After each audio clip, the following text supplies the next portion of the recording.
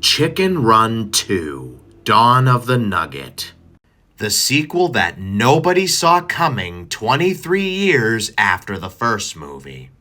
So the movie picks up where we left off with the chickens in their new sanctuary. And just as a heads up, none of the cast from the first movie returns for this one.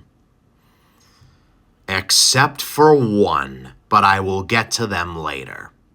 The movie opens up with our main leads from the last movie, Ginger and Rocky. Rocky is played here by Zachary Levi.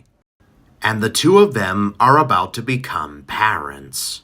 The two end up having a daughter together named Molly, played by Bella Ramsey, who, in case you don't know, was Ellie from the Last of Us TV show.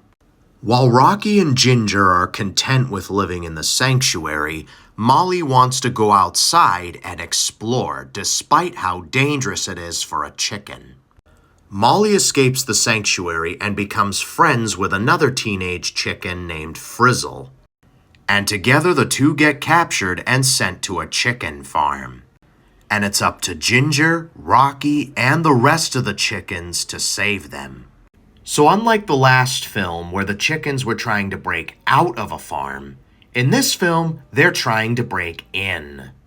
But unlike the last farm, which was gloomy and dark, this one is bright and colorful. They basically want to give the chickens the thought of happiness, and they play on the rides all day. But basically, this is the chicken equivalent to Pleasure Island from Pinocchio.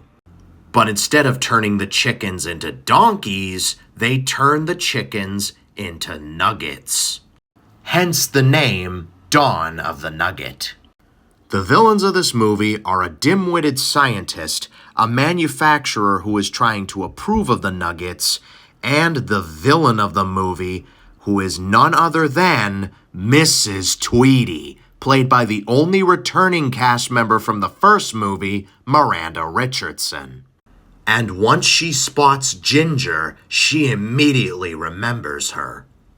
So it's up to the chickens to foil Mrs. Tweety's plan and get the other chickens out of the farm.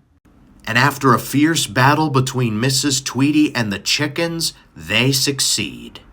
Now, was this movie as good as the first?